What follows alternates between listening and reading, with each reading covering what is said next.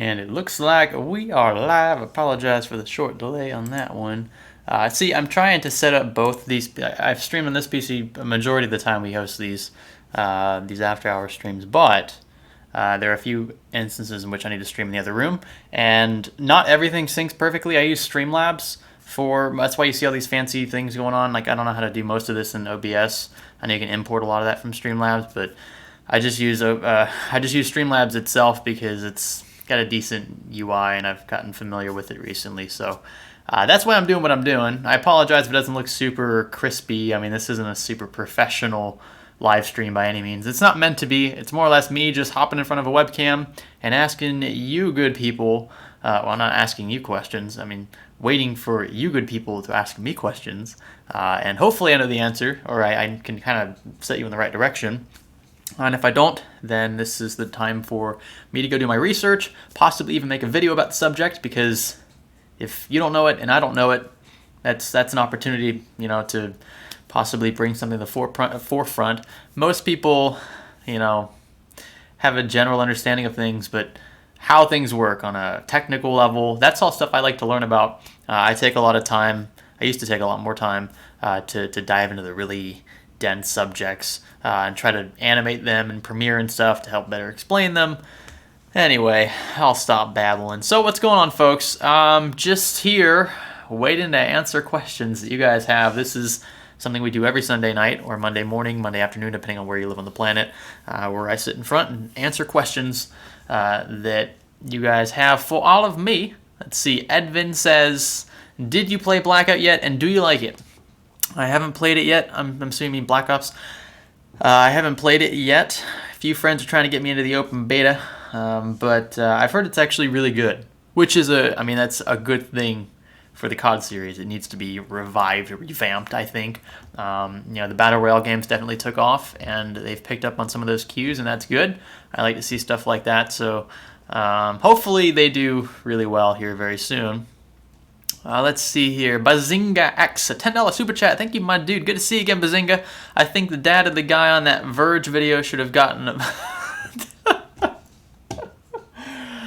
I'm not going to read that, but everyone else can read that. I appreciate your support and for stopping by again. I'm not going to get too into the personal stuff. I didn't want it to be a personal attack on anybody in that video, although I did take a couple jabs at the producer at The Verge, who decided to, expose himself as a person who doesn't believe tech tubers are journalists.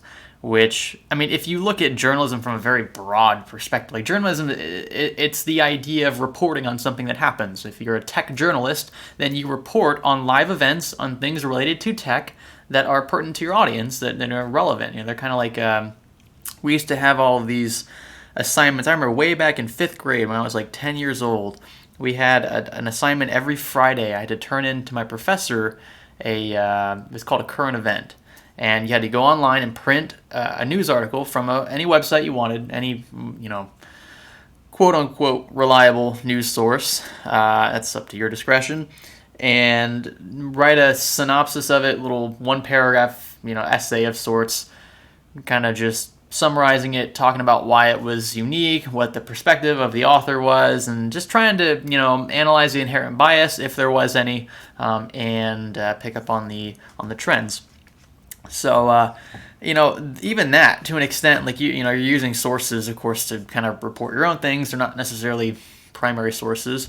But I just thought it was kind of a lame attempt at a jab towards tech. Look, not all tech tubers are journalists. I don't think that he really meant to say it like that, though. I think he was just trying to take a jab at our entire system here. People that have been doing this way longer than I have, I'm sure, took that personally.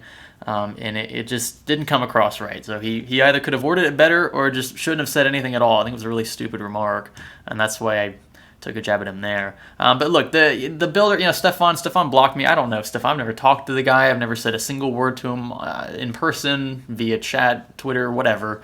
And I said in the video, look, I don't know how hands-on this guy was with the Verge PC build.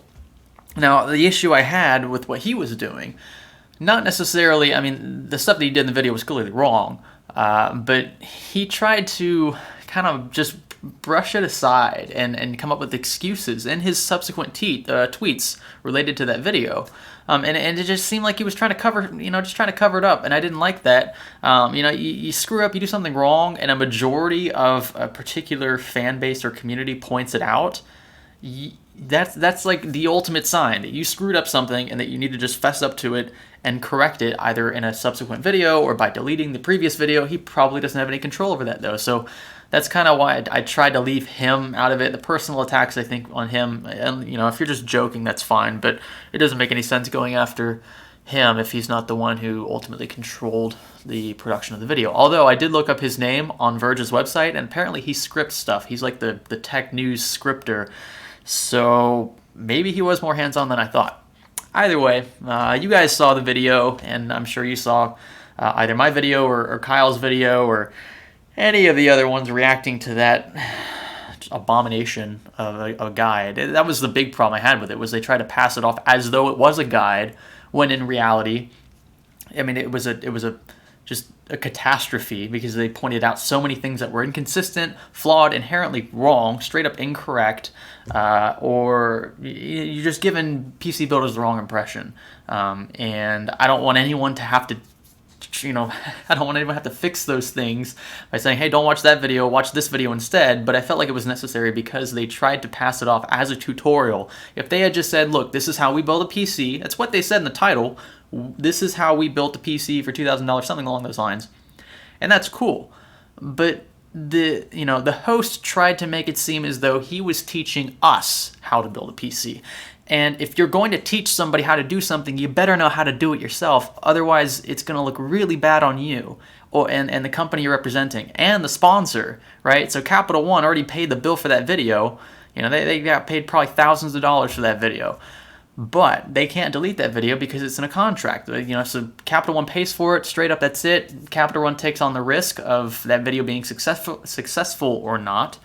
And that's the end of it. Like I have videos that I have contracted with companies in the past. You guys see all the pre-rolls and stuff like that. That all has to stay up there. I can't go back and manually delete those videos because they're counting on that recurring viewership for those videos on the channel. So asking them to take it down, I think we know why they won't. They probably would have if they hadn't had a sponsor like Capital One in the video. But then that makes them look bad from the standpoint that, well, they had Capital One, a big sponsor, support a video that is inherently flawed. So that's another issue, but then you have to ask yourself, well, how do you fix that? Do you break the contract? Maybe return the funds, delete the video, start over again, maybe work out some new agreement with the company. I don't really know. I've never been in that situation. Hopefully I never am. But it just wasn't good from any angle. Anyway, I'm going to stop talking about that. You guys, again, can watch those videos for more context. But I'm going to scroll back up here. Missed a couple of super chats. First, Trucker Bomb. Thank you for that $5 super chat. Trucker Bomb. I was at Micro Center earlier, and they had, I counted, 23 8th gen hexa-core Intel CPUs. How'd they get them? Wasn't it funny that he made it seem like it was some super rare chip? Like I wanted to comment on that more in the video. That's kind of why I was like, oh yeah, you got that 8-core, 6-core chip, don't you? But I didn't want to go too far into it. But you guys knew what I was getting at. It was just a little too forced. I'm sorry. Let's say, hammer down the brace in the back. You guys are savage. You guys call us Savage Studio over here, but you guys are pretty savage yourselves. Let's see, Mr. KF Gaming. What's going on, my dude? Thank you for well, I can't say sponsoring anymore because you're actually just a channel member now. They changed the name of the role. But thank you for being a channel member. I appreciate your continued support. You got that sexy looking yellow battery that will soon be green, my friend. Greg, what's your take on Ed having most of his stuff taken due to robbery? Good question. So here's my take on that. Ed and I have very, very tiny history. Not all of it was particularly friendly, but I don't have any ill will against the guy. It sucks that he lost all of that stuff. Although I will say, in hindsight, and it's 2020, I'll admit that, the guy had no insurance. And when you have a $30,000+ camera, just a camera worth that much, that's worth more than many people's cars, you gotta have insurance on it. That to me is just, That's business 101. And just like you have to legally have insurance to drive a car, you should have to have, I mean, it should be automatic to get insurance on something that costs that much, whether you paid for it or not. However you account for inventory, you need to have that stuff covered, because if people know you have all that gear and they find out where you work and they're not so clean, with their criminal background, then that to me is, I mean, you're just asking for it. And in a city like LA, where crime is rather high, all big cities have those issues. It sucks. I feel bad for the guy. I really do. I just hope that, next thing he does, once he gets some of this stuff back, insures it. Get insurance, because you never know. I mean, that's why they call it insurance. You're covered just in case something goes wrong. And it sucks that he has to experience this firsthand to realize how important it is. I'm sure he's just beating himself up over it now, But yeah, it's unfortunate. That's a lot of gear. I mean, that's just the camera alone, 30 grand. He probably lost, I don't know, he upwards of 80 to 100K worth of stuff. That's insane. Even if he didn't pay, I mean, let's assume he got half of it from companies directly, right, for review or use in videos, product placement, whatever. That's still a lot of inventory to have to recoup later on. Don't even look at it from a financial standpoint. That's a lot of stuff to just replace, period. So I couldn't imagine, I don't have anywhere near as much gear as Ed does, but I couldn't imagine losing 2 or 3 PCs and 6 processors and 3 graphics cards. Like, that would be a huge hit on my inventory. So having to replace that much more of it, that's just got to be a pain. So yeah, I wish the guy all the best. Like, I have no ill will, like I said, and hopefully he gets back up soon. He's still producing videos. I know it's gotta suck to not have all of the equipment you're used to using to film. So we'll see. Let's see here. Neo Blue at Science Studio. This is a really cool question, actually. Can you have more than 2 threads per core? The answer to that, I think in theory, is yes. If you go back and watch my multi-threading videos, hyper-threading, we have one specifically dedicated to hyper-threading, but it all in principle works the same. So you have 2 logical cores, and basically it's a fancy not multiplier. It's a fancy scheduler manipulation is ultimately what simultaneous multi-threading is. It allows the scheduler to properly allocate data down 2 hypothetical pipelines, which ultimately is one big pipeline, and it basically sorts the data to be processed more efficiently so that there aren't gaps and stalls in the processing time. So if you think about one process coming in and another process coming in, this is slowed down to super, like we're talking like 0.0000001 seconds here. You have one data packet come in, another bit come in, and then these 2 are kind of backed up, right? The scheduler has to send that data down pipelines. But you have so much data backed up that scheduler basically has to determine what goes next in the sequence, and if it has to take time to hunt, that's the latency involved there. If it has to hunt for that data to send down the pipeline, then you'll have a stall, you'll have lag. It might be for a tiny fraction of a second, but it's still there, and it adds up, especially if you're doing something very intensive. So you could, in theory, have more than 2 logical cores, I believe. I'm sure someone's probably thought of it before, but I don't think that I think the law of diminishing returns probably plays a huge part with that. I can imagine, if you had 4 logical cores per physical core, that you would have a lot of those pipelines, or hypothetical pipelines, just empty, not doing anything, because splitting that workload up into 2 separate logical cores is good enough. And if you did any more than that, then you would probably have to scavenge resources from somewhere else. I don't know. That's a really interesting topic, and I'll have to research it a bit more. But I'm sure it's something that's come up in the past that people have thought about. So I don't know. That'd be interesting. Let's see here. I see Sennheiser is the best. Sennheiser is good. Sennheiser is a good company. I like the Sennheiser headset that I've been using recently that we did the sponsored spots for. Let's see. Carlos Torres, can I make a living making YouTube videos currently? Depends on your size and your video reach. You guys hear that? My power supply just randomly ramps up. I'm going to make a video on this because it's just really annoying. I've been trying to get this on film. It happens sporadically. But EVGA, G2, G3 power supplies in particular, the fans on those things just ramp up suddenly, especially when you have it on eco mode. And if you don't have those fans on eco mode, then they run pretty loud to begin with. They're the loudest fans in the system when eco mode's not turned on, definitely, especially at idle. And then when you turn eco mode on, it stays very quiet, which it's basically it's a more advanced fan curve. But when the power supply gets hot, for any reason, even at idle it's done this, the fan will get very loud, and like it's doing right now, and it'll do that for 10 minutes. And then when the power supply cools back down, it'll drop to this super quiet level, and it'll keep doing that. It'll jump up and then jump down, jump up, jump down. I don't have this issue with P2 power supplies. Those are the ones I've mainly used from EVGA. It's just a shame that these have been doing that. I actually I didn't send these back yet. I looked it up, and this is a recurring issue with G3s. But I sent these back to Jacob, and I said, hey, something's wrong with them. They're just getting randomly loud. I've never had this issue with power supplies before. And he sent 2 more, and those 2 did it too. So I swapped those between systems. I made sure it wasn't the system I used the stock cables of swapping everything out. And sure enough, it just comes down to the fan curves in the power supplies themselves causing these issues.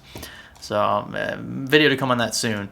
But yeah, it's kind of a shame. DC, what's the difference between B, H, and Z motherboards? Good question. Starting with B, business grade motherboards. Those boards are going to have the least amount of features. They won't be overclockable, so you can't overclock K SKU CPUs on Intel's side. H is going to have a little more of those features involved. Maybe you get SLI Crossfire, maybe you get 7.1 surround sound, maybe get M.2 support, Wi-Fi, whatever.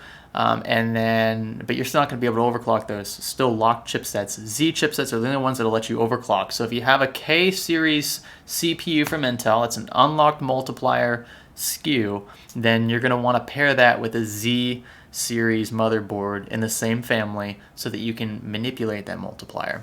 Yeah, that's Intel for you. AMD, it doesn't matter for the new stuff, but Intel does that. They make you pay more for the more advanced chipsets, I guess I should say.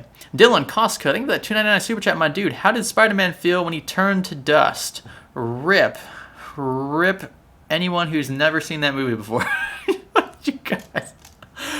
Oh gosh, that is a major rip. Although I'm pretty sure most of you have seen that before. Union 3476, thank you for $2 super chat, my dude. I need one of those CPU installation tools. Oh, dude, I was cracking up when I saw that. He was being so serious about it. I thought it was kind of like a joke at first. I thought the whole video, frankly, was a joke at first. But that part in particular, that was what really set it off. I'm like, there's no way he's recommending to use this tool. Because most motherboards don't even come with that tool. And honestly, I don't even know how to use it. I've never even used it because you just drop the chip in the socket. You align the triangle on the chip with the triangle next to the socket. You drop. He kept calling it like a slot, but it's a socket. That's the proper term.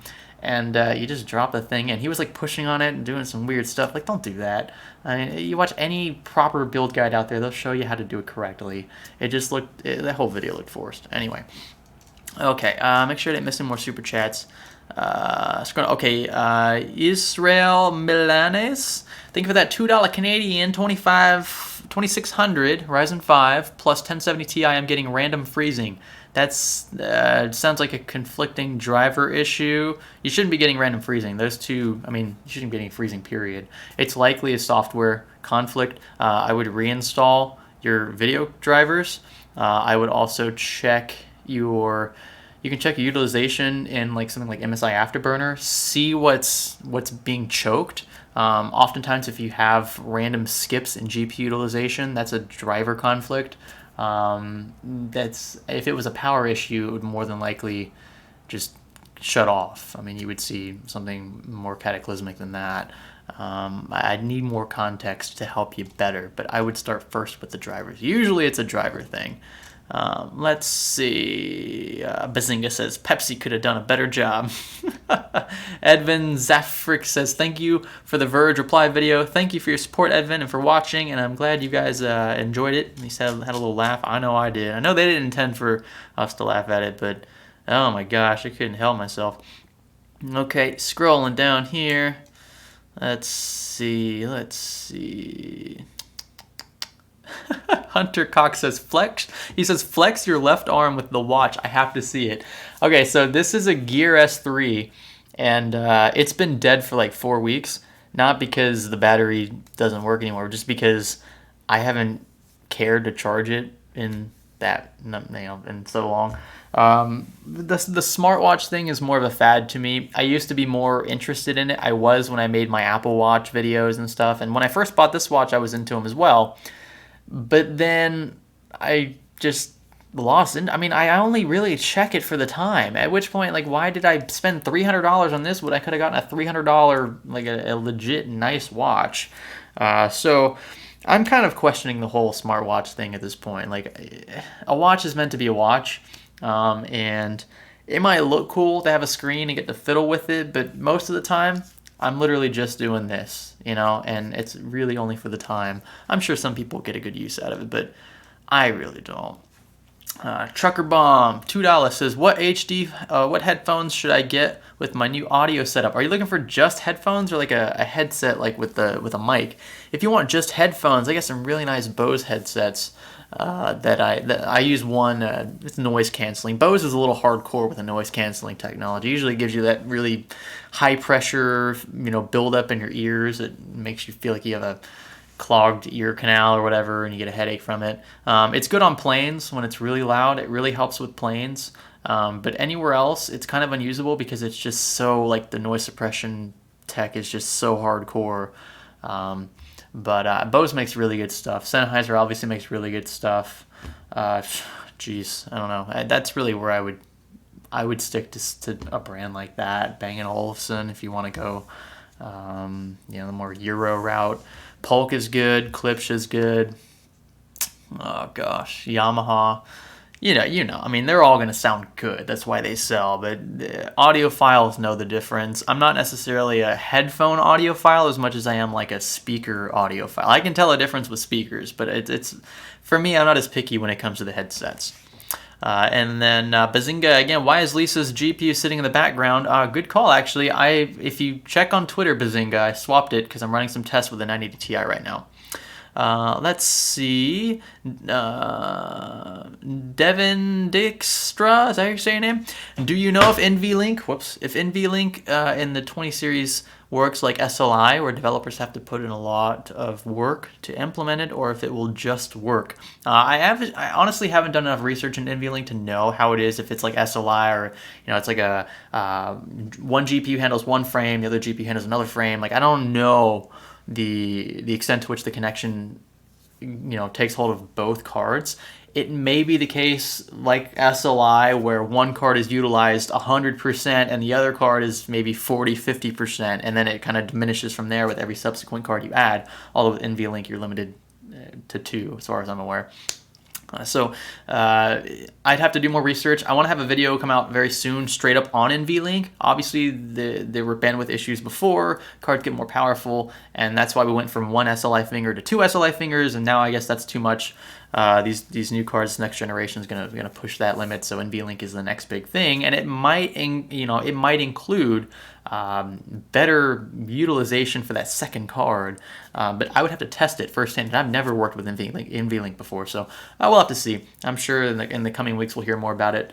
I don't have any RTX samples yet. I'm sure I'll get some soon, but I didn't get the first wave just because I've never worked with NVIDIA directly before. So when I get my hands on a couple of cards and I can sync them up, I will, and I will definitely report on it because I am curious too. Okay, scrolling down here to the good stuff. Noah says, oh my god, that Verge video of how to build a PC was hilarious and cringy. Ditto, my dude. Okay. Let's see here. If you end up reviewing the RTX 20 Ti's from Andre, I don't know how to say it, I'm sorry, Andre Blend. If you end up reviewing the RTX 20 Ti, could you do some Blender benchmarks comparing it to the 10 series cards? Sure. I'll keep that out. If I find out where to write that, I'll put that on my phone. Usually when I'm like benchmarking, I'll keep some preliminary stats on my phone just to make sure that I have it synced up with what's reported in Fraps or whatever my data compiles to in Excel. I also want to show you guys eventually how I compile all my frame rate data. So how we measure averages, minimums, maximums, 1%, 0.1%, what those mean, and talk about how I create graphs that you guys see in videos, because I use Excel for almost all of that. Some people use some third-party software, but I do it all in Excel. That's what I'm most comfortable with. So if you want to make graphs for your own channel maybe, or use this stuff for some schoolwork, and I'll show you guys how to create those kind of off-topic video, but I think it's applicable to a lot of people. It's good to know how to use Excel. It really is. You'll use Excel in almost any business, finance, engineering job you have. So good question, and I will definitely be sure to include Blender benchmarks when I get to benchmark it. Okay, here, let's see. Dylan Costo, thank you for the super chat, my dude. Are processors power directly related to heat output? There is... there are formulas that calculate TDP directly from frequency and power draw, but they're not the same thing. So when you see a CPU with a 91 watt TDP, that doesn't mean that the CPU is going to pull 91 watts of power. It just means that you have to have a cooler sandwiched on top of that CPU, on top of that IHS, capable of dissipating 91 watts of heat, or handling that amount of heat output. And obviously you can't have less energy go into a system than comes out. It makes no sense. You can't create energy. That's like a principle. That's a law, but you know what I mean. So because you can't create energy, it means that you have to have the same amount of energy at least going into a system that comes out. Not at least, it has to be, but it'll take different forms. So electrical energy, work goes into it, and then you get electrical work out of it, and then you also get heat energy out of it. Heat is a waste product, and that heat is the TDP value. So if you assume that the system is doing some work, then your TDP is inherently not going to be equal to power draw. There will be an efficiency there, and although they're not directly related, we have a video talking about this more specifically. You guys always make me talk about complex stuff like live, so I'm really struggling to like picture it and explain it without referring to my own video. But your TDP in a nutshell is going to be slightly lower in most cases than overall power draw, and obviously if you overclock your CPU, your TDP will increase because you'll be pulling that much more power through the system, through the CPU when you overclock it. So there you go. Needy 786 $1.99 super chat. Think about, dude, will GTX card prices be lower due to RTX cards? They already are, my friend. Check eBay. I've been talking about this all the time lately on Twitter. Check eBay. They've gone down quite a bit already. Israel Milanes, $5 super chat. Thank you again, my dude. Reinstall Windows and everything already and still getting random freezing. It might, are you using like a riser cable or something? If you're using like a riser cable, cut that out, plug the card directly into that 16-lane slot in your board, the very top one, and then if it's already there, move it to a different slot, try that. It could also just be an issue with the card. Maybe there's an imperfection on the board. That's a very weird thing to see recurring skips like that. Maybe try older versions of the driver as well. It might be that particular driver for AMD that's messing up. Let's see here. Okay, I gotta scroll down. You guys, I'm getting backed up here. Okay, this is a cool question. AJF16, what is your favorite AIO cooler? I don't want to answer that just yet because I sent an email to Corsair. I asked for an H150i and an H110i because I want to use those in the future when we do CPU, comparisons, stability tests and stuff. I want to have two pretty sweet AIOs on hand in our inventory all the time to use. The H110 is likely the one that we'll use for most tests because that's like a pretty mainstream, powerful AIO. And then the H150i I more or less want to just review, see how much better it is in the competition. So I don't want to say just yet what my favorite AIO is because I haven't used a Corsair AIO in quite a while. And I know how good the H100, H110i series are. So we'll see. Let's see.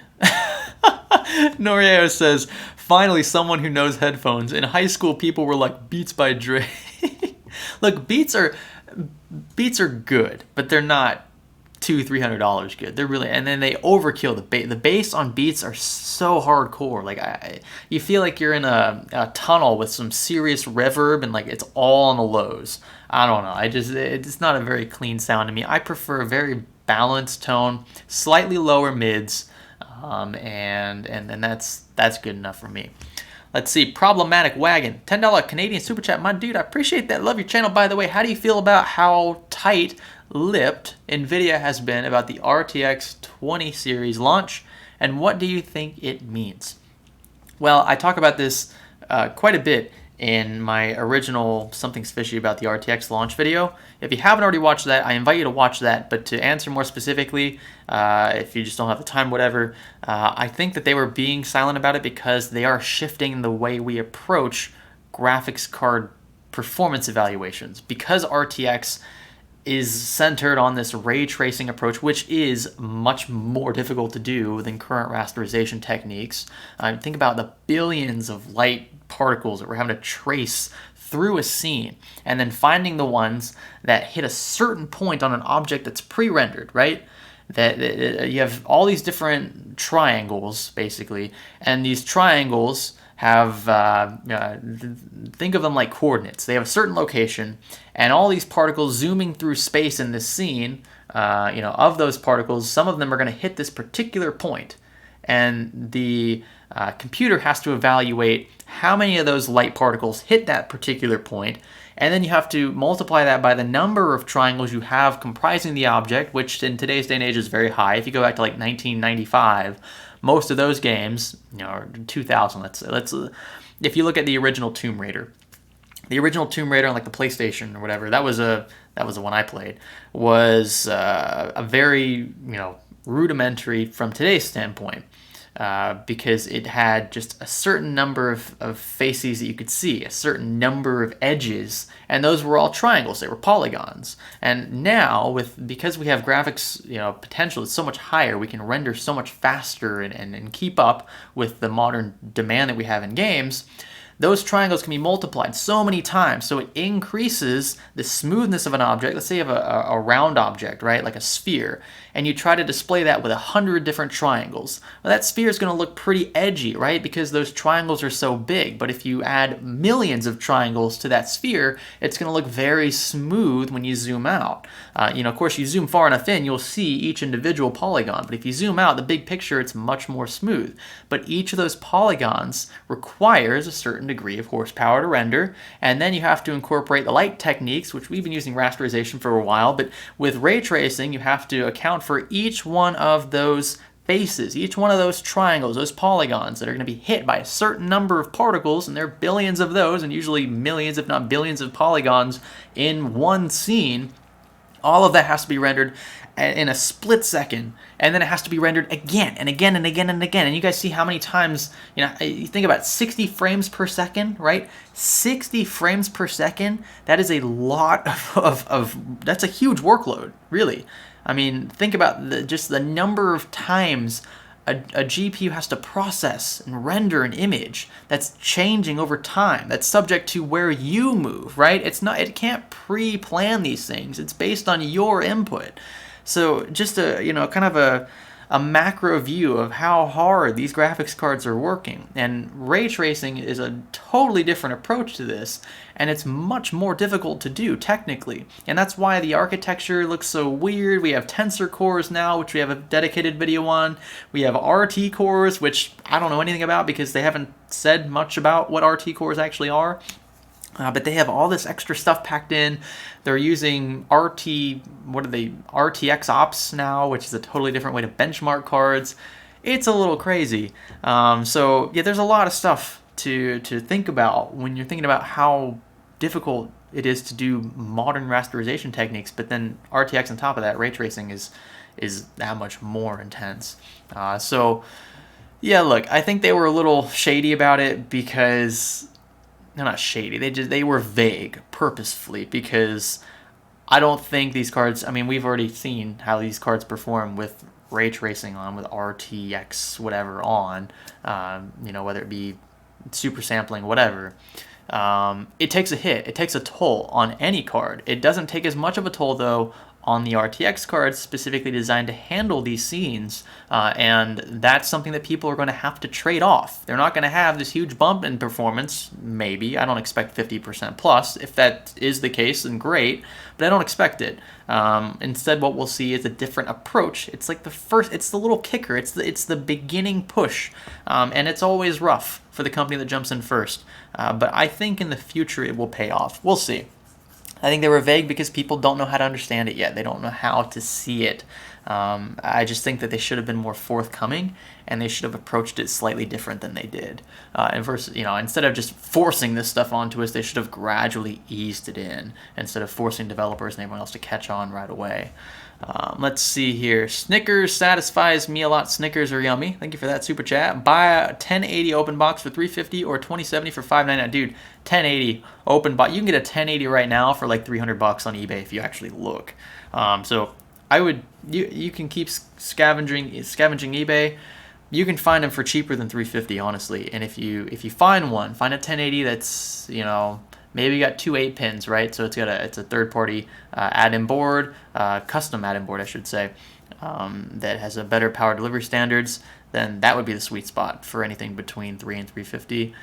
If you really want a 2070, wait. But if you don't care that much and you know what 1080, look, we know what 1080s are going to bring to the table, then getting them used, I don't think there's anything wrong with that right now. Okay, let's see. Scrolling down. Maximus VX, do we have to super chat to have our question answered? No, I've actually answered about half of these questions in this live stream so far that aren't super chatted, including yours. So congratulations, Maximus VX, you wasted your question by asking if I was even going to answer your question in the first place. So GG, my dude. Let's see. Napster Lover 2375. Loved your reaction video for the Verge PC build clip. I appreciate that, Napster. Thank you for tuning into the live stream right now, my dude. Zion Trainism. What product were you most surprised of the review results? Oh, that's a tough question. I'm going to have to go back. Most surprised. That's a really tough question. I think I was most surprised when I benchmarked my first 1080 Ti. That was a big, I had come from 980 Ti's, and Jesus, 1070s were doing what 980 Ti's could do. So I knew that 1080 Ti's are going to be that much faster. And I think benchmarking the first 1080 Ti I ever got my hands on was really surprising to me, because I knew how good we already had it, and then seeing how much better, how much more we were missing by not having something as capable as a 1080 Ti just kind of blew my mind. Now I'm more accustomed to it. Whatever, 1080 Ti is kind of the benchmark now for a high-end gaming rig. But at the in the very beginning, it's hard to think about what you were thinking about when it was released. But it was a really impressive card when it first came out. So. Yeah, let's see here. Greggy Berry asked, did you go to Bay High or Mosley? I went to Mosley High School. That means you probably live locally. Kevin Mariyanyangam at Science Studio, what engineering are you in? How have you found the job market? I have a degree in petroleum engineering, and I will have my master's in business administration next month. So I'll be finished with both degrees. Well, I'm already finished with one. I'll finish the second one soon. And I haven't really, I've put out applications just to kind of see. The job market's still really tough. It was especially tough when I was in school because gas prices had dropped so much. There was so much oil in reserve that they weren't hiring engineers to drill for more of it. So I was a little discouraged then. Luckily YouTube came in at the right point. I didn't expect it to become a full-time thing, but I'm really glad I did what I did when I did it, because I'm able to do this full-time, and honestly, I would prefer to do this full-time, even though it doesn't pay as much as a career in the petroleum industry would. I still enjoy getting to kind of do my own thing, do things that you guys want to see. Get to experiment, build, talk with companies, travel for events. It's one of the best jobs in the world. So, yep. Let's see. I think I missed a couple. I want to get through the super chats. Let's see here, because you guys are actually, I don't want you guys to feel like you paid me for nothing.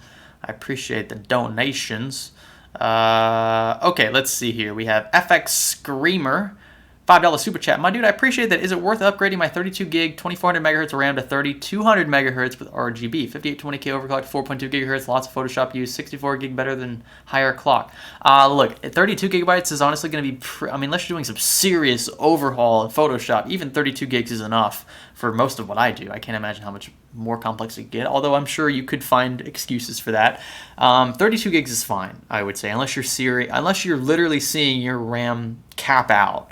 Then you're going to need more, obviously. But for 5820K, Intel is less frequency dependent. In the case of AMD, right, memory frequency and timings are tied to the Infinity Fabric. So if you increase your memory frequencies, then you're going to increase the transfer rates between CCXs, which are clusters of cores in Ryzen dies. So it's more dependent for Ryzen CPUs, and that's why Ryzen 1, in my opinion, suffered more than it had to, because it was just so stubborn when it came to memory timings and frequency. Ryzen 2 totally fixed that. Second gen Ryzen stuff is great. I can run XMP and have no qualms at all when it comes to memory overclocking. So I think you're fine with a 5820K at just 2400 megahertz. It's not something that I would see as a pivotal, concerning thing right now. Let's see. Bazinga, again, my dude. What case is that in the background? Blue Light Case Labs. Which case? That right there? That is my router, actually. Hate for you to waste $5 asking that question, but that is my router. It's just it's a surfboard. I have a Google Home. Let's see if I can turn it. So I have a Google Home, and sorry, I ripped my microphone, or you guys listening to it. This is my Google Home router. I picked it because it's just easy. I'm not like a super hardcore networking savvy guy. So I bought Google Home because it was super simple to use, set up, and then I have the modem. It's a modem. I don't know if I called it a router before, but then I have my modem there, the surfboard, that jacks into the wall. So, yep. Okay, sorry, I'm trying to get through the super chats because I feel bad. I don't want these guys to go without their questions answered because they're throwing money at me, you guys. Dylan Costo, $2.99 super chat. Your mind is an ocean I want to swim through. Thank you. Thank you for that. iKing RGB RPG. Sorry, iKing RPG. $5 super chat, my dude. Judging from my recent Roblox videos in my channel, do you think my GPU is dying? I have an EVGA GTX 1063 gig and fans are now louder. It lags while recording. I can't imagine a 1060 getting too hot. But what you could do is replace the stock thermal paste. So if you take off the cooler and just get down to the bare PCB, you can clean off that thermal compound. Usually it's pretty trashy. You replace it with something a bit more hardcore, and that should lower temps, possibly keep the system overall quieter, especially under load. Also, though, you might be hitting the 3 gig buffer limit. So having a 1063 gig is that's something I would advise against strongly, because 1060s are equitable to 980s basically from Maxwell. And if you guys remember, 970s and 980s, 980 had 4 gigs, the 970 had 3.5 gigs plus 500 megs of super slow memory. But that was close. There were some games that would max that out or get pretty darn close to maxing it out. Even GTA 5 got close to maxing out 4 gigs of RAM. So I recommend 1060 6 gigs only in the future. If you guys are going to buy used, especially look for the 6 gig ones, because you might be hitting a VRAM buffer. I don't know, it depends, but you're pretty close. Let's see, Twisted Ninja. Thank you for that $5 Canadian super chat, my dude. I am late to the party. How's the stream been so far, my dude? It's been pretty chill. Everyone's been super cool. I'm trying to get through the super chats. I feel bad because people are asking questions in the chat, but I'm trying. I'm trying, folks. I'm trying really hard here. I see F. Oh yeah, you guys were ripping him. Yeah. Let's see, scrolling up. Oscar Salazar, good last name, my dude. Would you consider an R5 2600 and GTX 1080 a bottleneck? No, I wouldn't say that's a bottleneck at all. Very few games would ever run into a CPU bottleneck. Actually, in most cases, if you ramp up all your graphics settings with your 1080 is going to be the bottleneck before your R5 2600 is, believe it or not. So, yeah, something to take home there. Thank you for that super chat, my dude. Scrolling up, Alan Huntington, $5 super chat. Ryzen 5 2600, X470, 16 gigs of RAM, 1070. How long till I need to upgrade to keep 1440p 60? Love the videos, by the way. Good luck with the masters. I appreciate that, Alan. Look, that system is going to have you set for a long time. I would say 1440p 60 is going to be easy for the next 2, 3, 4 years. And even then, that CPU is going to set you up for probably longer than that. Most games are still going to be dependent on primarily 4 to 6 cores. You have multi-threading on board as well, so that's really great. 16 gigs of RAM is perfect. For X470 board for overclocking is perfect. The 1070 might be the only thing you want to upgrade in the future. I would say for now, stick with it. 2-3 years, you'll be fine in that resolution, and maybe even a higher frame rate than 60 FPS if you're feeling a bit more adventurous. Victorous22, what's going on, Victorous? Thank you for that 729 New Zealand super chat. Did you notice in the Verge vid he damaged the CPU with the placement tool? He pressed a credit card onto the LGA side of the CPU. I did not notice that. I noticed that he didn't even I don't know. I pointed this out in my video, but he had the installation tool. Why he was using that, I have no freaking clue. But he had it on the side of the desk. He didn't even use it to install it. I don't know what he was doing. But I didn't notice that. So if he did that would have been even funnier. But I just think that whole, especially that part, it just looked. I know he said he's built PCs in the past on Twitter, but it looked like a noob mistake, honestly. The first time I built a PC, I'm pretty sure I was a little timid with the CPU because I didn't know how hard to press. I don't know if I just set it in there and then use a retention arm to secure the socket lever, and sure enough, that was all it took. But it just, I realized I'm peaking a little bit. I'm gonna turn my volume down just a tad for those who have headphones. I don't want to peak and blow your eardrums. I did notice that he was just fiddling with it a little strangely. So yeah, thank you, Steven, for that super chat, my dude. I see you, Steven00. Thank you all for watching. Now back to the questions. Not that those super chats weren't questions, but they're the questions for the folks that don't feel like donating, and that's totally fine. I don't expect you guys to donate when we live stream. I feel like I have to get those. I want to make sure I address those questions because they're going out of their way to support us financially, and you guys know. Okay, I am Groot at Science Studio. What brands would you recommend for Cherry MX Red full size? Red switches, I mean, they're all going to be pretty much the same. Cherry MX has pretty good QC standards, although I will say that I have noticed a few differences in feel between blues and browns. Not all blue MX switches to me feel the same.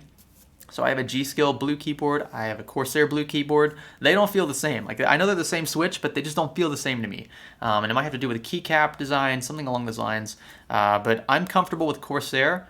Definitely comfortable with them. I'm comfortable with HyperX. I'm comfortable with G-Skill. And I use Cooler Master keyboards in this room. And Cooler Master keyboards are great as well if you're good Cherry MX keys. So yeah, I would recommend any of those brands. Those are the ones that I have experience with at least. Let's see, Brian Staker, civil engineering or trade school? Good question. Depends on what you want to do. If you want to be a welder or something, I think trade school is a better route. Anything that's union organized, usually there's going to be trade school paths that you want to follow, like shipbuilding and stuff like that. Those are all trade jobs, and they'll still pay. Look, respect for people that go to trade school. To me, it's just as viable, if not more viable under certain circumstances than college is. You don't need a bachelor's degree to make a lot of money. And in fact, the benefits included in most union jobs are better than just private sector benefits that companies bestow upon their employees because they feel like being generous. So it depends on what your career path is, but if you want to do something that is a big union supporting your endeavor, then I would just go trade school. That would be my, if I wanted to do underwater welding, let's say, that's a very specific trade. That's trade school to me. That's a done deal. You could get a civil engineering or mechanical engineering degree, but ultimately you're gonna have to go back anyway and take a lot of classes or go through a certain trade school anyway to figure out how to do that stuff underwater, right? So very specific cases, but just an example of a scenario in which trade school would be preferable. Let's see, scrolling down. GeoSam asks, what do you think of this pairing? i5 6500 with a GTX 1050 Ti. It's not a bad pairing. Ultimately, the 6500, it's a few generations old, but still viable for many games. You could probably bump that up to a 1070, 1080 and still be fine. Some of the newer games are going to struggle a little bit. You might max out some cores. Battlefield 1 is one of the ones I always use, for example. That's a game that utilizes as many cores basically as you throw at it. But I would say, yeah, GTX 1050 Ti is fine. Maybe a little underkill for that CPU. You could go up to a 1070, 1080 and be okay. So in the used market, you want to play with the used market at this point, you'd be perfectly down to do that. I think it's fun. Let's see. Scrolling down. Okay. Jargon says, "Do talk slower." I'm talking fast because I want to get through as many questions as I can. So if you can't understand what I'm saying, just go back and watch this live stream when it's archived, like in an hour, and just play it back at a slower speed. I'm sorry. I'm just trying to get to as many people as I can. I want them to feel like I'm getting to their questions. Let's see. Joms, what does a good editing PC need? I would say in today's day and age, at least 6 cores. I would say 16 gigs of RAM, and depending on the software you use, if you're going to use Adobe products, an NVIDIA card, because you can CUDA accelerate with an NVIDIA card, and that will pay off in After Effects and other things like that. So there you go. Okay, scrolling down. Mr. KF Gaming, bit of a personal question you don't have to answer, but what category would you say your credit score falls in? I have good credit. I mean, I've never missed a payment or anything like that. Like I try to stay on top of my finances, so my credit's good. It's not like I'm not 850 maxed out credit score, but it's a good credit. I financed my car with credit, and it was a piece of cake. The only thing that's always sketchy to banks and stuff is when I say, well, I'm self-employed, and they're like, oh, you're self-employed, and then I say I'm a YouTuber, and then they're even more like, oh, that seems super risky. But look, like I try to stay on top of my finances, and I try to save as much money as I can per month. So when I bought my car, I wanted to make sure that the money I was going to finance, the amount of money that I financed my car, which is about half the car's value, I wanted to make sure that I had that money in the bank already to pay off at any time I wanted. So if anything happened, let's say to the channel got deleted tomorrow, and I suddenly had no job and no way to earn money, I could at least pay off my debts right away. That's just a practice that I've tried to uphold since the very beginning. I do that with my credit cards, everything else. I never pull out more money, loan, however you want to call it. I never pull more credit than I can pay off immediately. And that's something that's just kept me in the clear. So, everyone's going to look at that differently, approach the subject differently, but I always play it safe when it comes to money because, look, there's a reason a lot of people go under, declare bankruptcy, live paycheck to paycheck. It's not easy. It's easier for some people. Some people are predisposed, if you will, to do better in society. You can make those arguments any way you look at it. But in general, those who are good with money, who are smart with money, no matter how much money they make from their job, are going to be stable-ish. If you make 30 grand a year, live within your means. If you make 60 grand a year, live within your means. Don't splurge, don't spend more money than you're making. That's just dumb. You get into debt and you'll never pay it off. So there you go. Let's see. Meisters4T asks, are you a WWE fan? Absolutely not. Not that I have anything against people that, I have family members who watch WWE stuff. It's just too fake to me. It looks cheesy. If I ever watch it for a split second, it's just to get a good laugh out of it because it just looks so fake. I don't know. I'm sorry. I really hope you guys don't blacklist me for that. But that's just my thing. It's my preference. Tuxedo Cat at Science Studio. Do you think The Verge will ever respond to your video? Loved it, by the way. I don't think so. The Verge has millions of subs, saying I'm a peon by comparison. I feel like it's important for our audience to know that. So when people type in how to build a computer, channels like mine come up. Channels like Kyle, Paul, Jay, Linus, all those channels come up under that category. And I don't want The Verge's video to sneak its way into that block of videos and just mislead people. Like I said earlier in the live stream, I don't expect them to take it down because Capital One paid for that video. You can't just delete videos that companies pay you to create. So they're kind of in a rut, but I will say that it was just poorly executed, and it definitely, it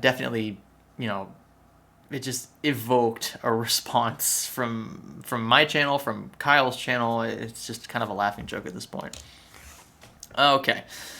But let's see here. Adam, someone said it isn't fake, referring to WWE.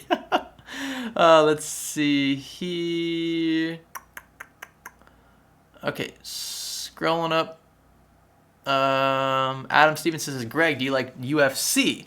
Now we're talking. UFC I can get into. It depends really on the the people involved. Like I know a few fighters that I always try to watch whenever they come on, but I gotta be in that mood, you know. I gotta be in the mood to like see people just throw punches, and honestly, like most of the time, I'm not even anywhere close to those channels when I'm surfing through stuff. So it's just not something that I watch regularly, but I would much prefer to watch that over WWE if that answers your question.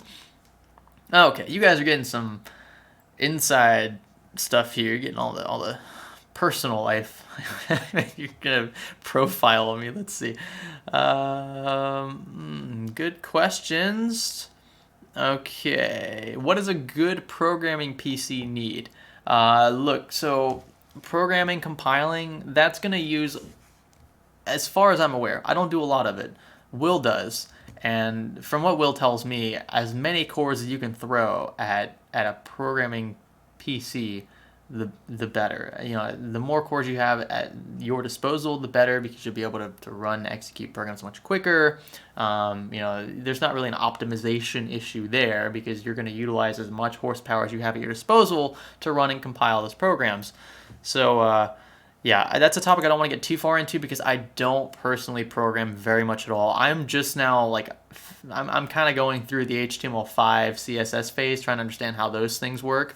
I've never actually coded personally HTML5, so I'm having to kind of teach myself that, watch YouTube videos, and then I'm going to get into some like JavaScript, maybe C++, C# stuff later on. But that's something that I kind of want to do on my own in the future once I finish up school. So we'll see. But I know that programming PCs, you're going to benefit from having more cores. Most people don't actively program, though, which is why higher core count chips, like 16, 32 core chips, don't really apply to most people. Okay. iKing RPG, good question. Do you think IO shields are too poorly designed? Look, I think they're obsolete. I think that the motherboards with built-in IO shields, the ones that you don't have to pre-install, they're already built into the rear IO ports, if you will, on the board. Those are much better. My Asus board is like that, so there's no detachable rear IO shield. You just push the motherboard into position, and then that plate lines up perfectly with that cutout at the back of the case. So, yep, I think they're obsolete. Yeah, for sure. They're just a pain to deal with. Straight up. Okay, here. Let's see. Oh, Steven, 000. I see another super chat from you, my dude. Think of that, $5. Planning to put 6 RGB fans in my next build. What would you recommend to make sure I have all the available connections? Okay, so 6 RGB fans. It depends on the company. Some will have proprietary docks, proprietary connectors, and then those will all run. They'll run into that box, and then that box will have like a USB 2.0 cable, and that 2.0 cable plugs into usually the bottom of your motherboard in a 2.0 header, and then you can control that control box with software. It's basically like a little hub, but it depends on the company. So some companies will have like switches, literally manual switches on the frame of the fan. Other companies like Thermaltake will integrate the actual fan connector with the RGB connectors. So you have just one cable going from each fan into a big hub, and then from that hub, a USB connector down to the board. So you're going to have all the connections more than likely if you buy it from a reputable brand in the box of the kit that you buy. But if you're just buying RGB fans in general that like do a specific thing, like they're just RGB and they keep rotating colors, then you're not going to have any control. You're not going to have any dedicated control. They're not addressable, and you're just going to have to deal with whatever they show. And you'll have just a single 3 or 4 pin connection for voltage or PWM control. Anyway, all right. I definitely feel after an hour of talking straight, the strain on my voice, Maximus 5. Oh, you're the one who commented earlier. Maximus VX, he said his question is too long for super chat, so he's going to post below. Interesting tactic. Let's see. Let me scroll up here. I'm looking, Maximus. I'm looking. 2 GTX 1080 Founders and SLI. They run hot. I want 2 Kraken G12s to put 2 H55s on the GPUs. Okay. Rads, 1 LB each, 1 pound each. Okay. Think using 3M tape to stick them to my case would work. You want to stick radiators to your case? You want to stick 2 H55 radiators. So you can't, the 3M tape, I've never done that before. It'd be kind of sketchy because at any point, if you get any moisture buildup at all, like if it's humid outside and it gets humid in your house, and then that tape is not as sticky anymore. I've dealt with 3M when it comes to putting up these things on the walls. It's not the best stuff. It's really not, because these foam panels sometimes fall. It's just not a good place to adhere those. So at 1 pound each, that's pretty heavy. You have to really plaster down the 3M tape if you wanted to get those to stick. I would try your best to find proper mounting positions for those. Otherwise, I mean, yeah, I think if you just stick with two 120 fan or two 120 rads, you could probably fit those up front or up top if you just orient them backwards from each other. But then that would look kind of weird. I mean, I see your problem. I don't know. That's tough, dude. That's really tough to cool two of them. If you're gonna cool two cards like that, gee, you probably need a better case. If you're just wanting to 3M tape them, I would swap to a bigger case, honestly, at that point. That's just my take on it. Okay. Let's see.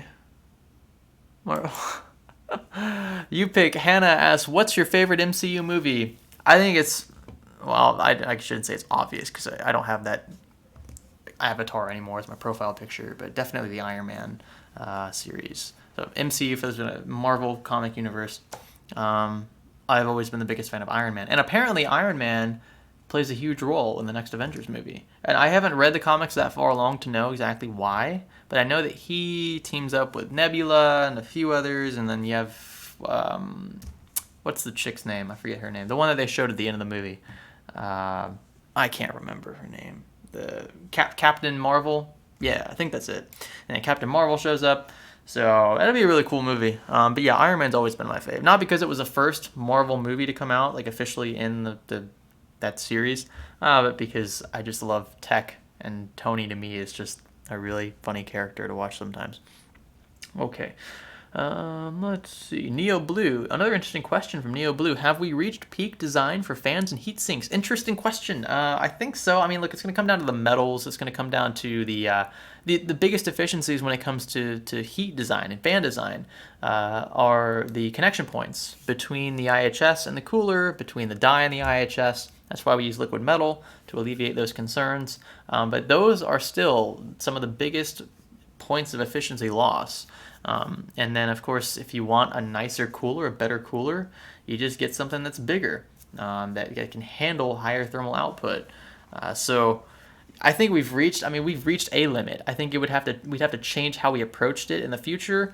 But for now, I think we've reached a limit, at least when it comes to like heat sink design. Like I can't picture it getting much better than it already is. You have to maximize airflow at the same time, maximize surface area, and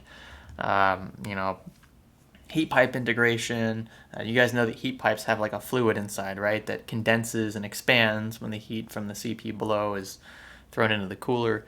Anyway, yeah, it gets more technical, but in general, I would say we've probably hit some sort of limit when it comes to heat sink design, at least. Let's see. Gek OS. Hey Greg, I just applied liquid metal to my Asus gaming laptop. Since the fans run less, I now notice a lot of coil whine when using Chrome. That is a rip, my friend. I know exactly what you're talking about. My Dell XPS 13 had serious coil whine issues. Isn't that funny though? Like you solved one problem only to expose another problem. That blows. We know what you're feeling right now. So anything you can do. There are a few remedies that work under certain circumstances. I know for the XPS 13s, a lot of people were saying that coil whine came from the SSD. So maybe swapping your SSD or M.2 drive. Well, at different forms of an SSD, but either your M.2 drive or your full-on 2.5-inch SSD, swap that out, or you could use some sort of like non-conductive epoxy. I'm trying to think of something you could put on the board to prevent, because coil whine is just the inductors vibrating when you have electricity passing through the inductors. Basically ways to mitigate magnetic resonance. I'm not using the right word, but the inductors basically vibrate, and that's why you get that coil whine. It's usually a high-pitched sound because they're vibrating so fast, right? The higher the frequency, the higher the sound pitch. So You could try using something like that to keep it more stationary, but then you have to pinpoint exactly where the coil wind's coming from up front. It was not something that I dove into hardcore with the XPS 13. I ended up selling it. I don't know if I sold it or if I gave it away. I don't remember. I think I sold it. But, yeah, I did. I sold it on eBay, I think. I bought that thing 3 years ago. But yeah, so maybe check that out. There's some forums where people try to fix it and they use stuff like that, or they just swap the drives altogether if the source is the drives. Some just play around or not. Okay, Carl Moore, is Science Studio watching this chat stream or not? Yes, Carl. That was your opportunity to ask a question, but instead you decided to ask if I was looking at the chat or not. So, R.I.P. my dude, Vadim Kaveksky. Awesome. That's a cool name. Greg, can you answer me super chat that I've asked like 30 minutes ago, please? Let me scroll down. Let's see here. Adam Kavetsky. I'm looking for it. Needy. Vadim Kavetsky. Oh, okay, I see it right here. I got you, buddy. Hi, what do you think about buying a used GTX 1080 Founders Edition? My RX 40 died last week, and now I'm looking for a replacement. It was never used for mining. Yeah, so it depends on how much money you're paying for the Founders Edition card, and it also depends on where you live. In the States, GTX 1080s are going for anything for like $250 to $350. So if you can find one for around $300, that's a sweet buy. I was buying 9080 Ti's last week for like $220 a pop. Those are comparable to 1070s. Even 1070s are going for like $220, $240 a pop on eBay. So if you look hard enough, you'll find some good deals. I don't think that's a bad choice at all. Just get you something now because your RX 40 died, and you won't regret the purchase. Even with the new stuff coming out, a 1080 is going to be a huge jump up from RX from a 480, and you're going to save a lot of money, honestly, because the RTX cards are fairly expensive. I think that's an understatement. So sorry about that, Vadim. Let's see. Scrolling down. Let's do a couple more questions. My throat is shot. Let's see here.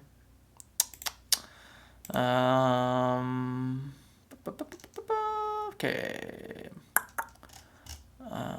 I see Angel Flute. Oh, here we go. New Zealand. $5 super chat. Think of my dude. Angel. Maybe it's a guy. Maybe it's a girl. I don't know. Anyway, upgrading from 1080p 60 Hz T in 1 millisecond to 1440p 140 Hz, 144 Hz IPS 5 millisecond. Would I notice the response time input lag difference? So you will notice. Okay.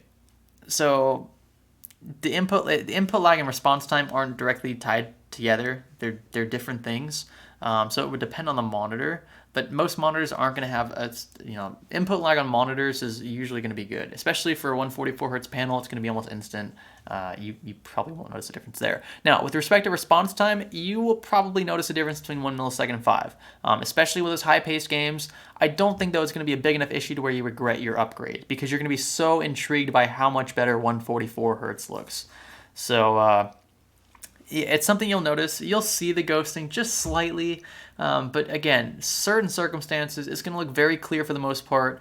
And I have the PG278Q or 8R. I have the TN version of what you're talking about. Mine's the 165 hertz TN Asus panel. And I think mine, I don't know if mine has a 5 millisecond or 1 millisecond, but I don't really notice it. I play PUBG a lot. I play City Skylines. I'll even play some like CSGO, other first-person shooters, and I don't notice it very much. So if you are super particular about it, maybe you're like a pro player or something, it'll probably bother you a little bit, but you're going to love that 144 hertz action, let me tell you. Okay, let's see. Apple Device Pro, what do you think about the new iPhone XS Max 512 costing as much as a good custom build? I'm going to save my answer to that question for a video that's going to come up this week. So stay tuned. You guys want to know exactly what I feel, how I feel about Apple and their latest releases. I'm going to give you the rundown, at least with respect to iPhones, this week in a video. So stay tuned for that. It's not like a total rip video, but I mean, I give you my opinions on the upgrade paths, when I would upgrade, when I wouldn't, certain scenarios to play around with, and I also talk about the prices and the value in each of those. So we'll see. It's, if you hate Apple, you're not gonna be disappointed with the video. Like, I'm not taking the side of Apple. I've used Apple products in the past. I went out and bought like $2,000 of stuff. That video is still doing really well, believe it or not, on the channel. And I gave you guys my raw impressions of the ecosystem and everything else, but I never once backed off of my predisposition that Apple products are expensive. They're premium. Are they worth the premium price tag? In my opinion, at this point, I've got to say not really. I don't want to say flat out no. There's still an advantage in certain circumstances using Apple products. Obviously, if you own a MacBook and you own an iPhone and you own a Series 1 or 2 or 3 or 4 Apple Watch, then you're going to love that ecosystem. The communication between all of those devices is very coherent. But if you step outside that ecosystem for anything, if I went and got some Android phone and I still had an Apple Watch and an Apple MacBook, they're not going to communicate well at all. So you have to stay within the ecosystem to truly benefit from it, at which point you're spending thousands of dollars. So, Apple's suckering you in, definitely. Is it worth it? In most cases, no. I really don't think it is. And I'll talk more about that in the video. But up front, yeah, I don't think the upgrade from an iPhone 10 to a 10s or a 10s Max makes any sense.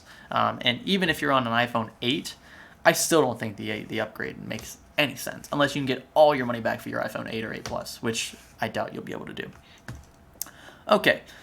Let's see here. Jason Azevedo, thank you for that super chat, my dude. $1 Canadian. I appreciate your support and thank you for watching. Let's see here. Stefan R says, after this is over, check out Bubba Hotep. It will change your life, Greg. I will do that timidly. I feel like you're trying to trick me into watching something that's really weird.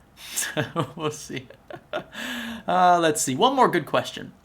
So give me something that's like super deep. Like, I want to dwell on this question for a week straight and then come back next week and answer it because I've been thinking about it all week.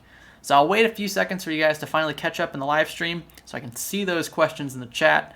And then we will end with one deep, thought-provoking question. It'll make you question your whole life. I want something like that in the chat. So I'm waiting, folks. Let me see what you guys got going on.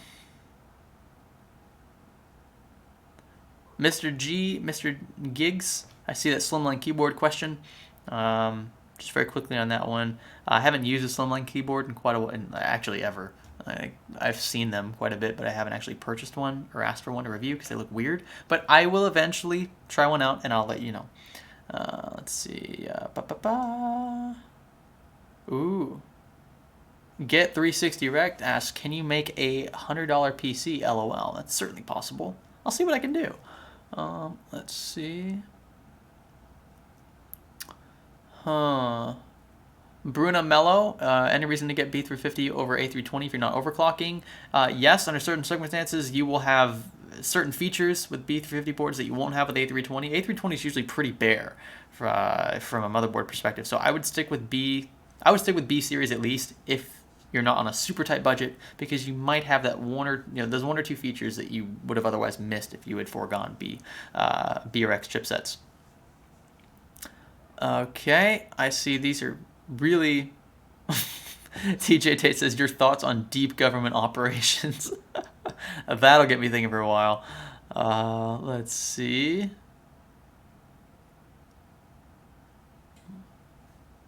Okay. This is good. Neo Blue, you got good questions today. If people in anime watch anime, is it live action? Here's an even better question. If people in anime watch anime, does it look to them like it's real life?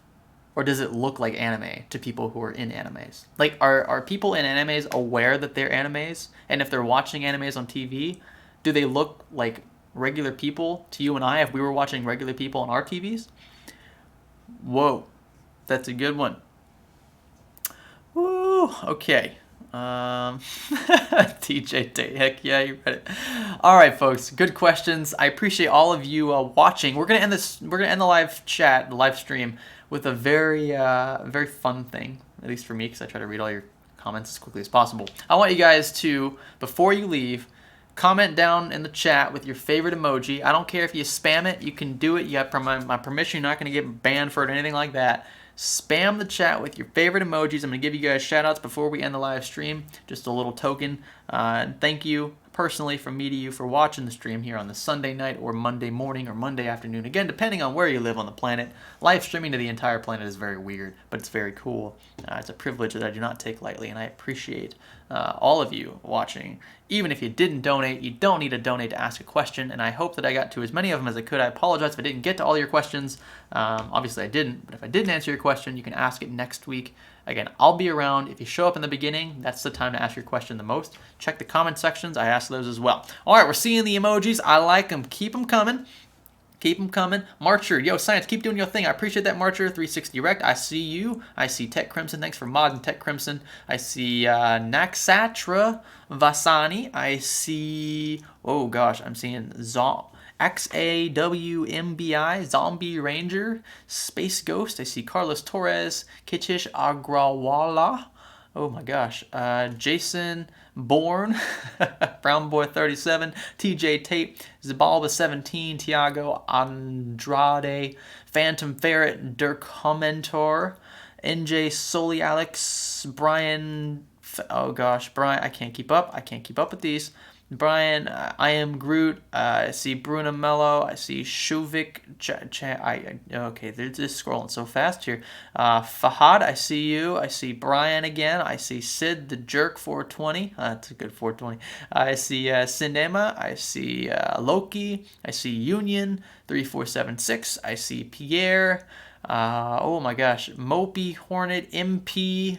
That Aussie guy. KWE Dog. Zibaba 17 again, Air Crouch, oh my gosh, Eric, Lands, I'm Dwight, I see you, Dominic, Shuvik, Ryan, Eric again, Disloyal, I see Sid again, Musketek, I see Alex V, Iconic, oh my gosh. So many here. So many. You guys are awesome. I appreciate all of you. Brendan Davidson, Derek, Benjamin, Richard, Joel, Dwight, Derek again, Mopey, Phantom. Yeah, that was it. Ghibli, Matthias, I totally butchered that. I'm sorry. Okay, Nacho, Jonathan, Comanzo. You guys are dope. I appreciate all of you. Thanks for watching. Thanks for spamming the chat like true bosses. And we will see you next Sunday night, 9 p.m. CST, for another Ask Me Anything After Hours live stream. If you tuned in, again, you're a boss. And stay tuned for videos coming out this week. I think you'll enjoy them. Two very hot topics that are probably relevant to most of you watching this live stream. Thank you all for watching. I will catch you next week. Stay tuned, stay fresh. This is Science Studio. Thanks for live.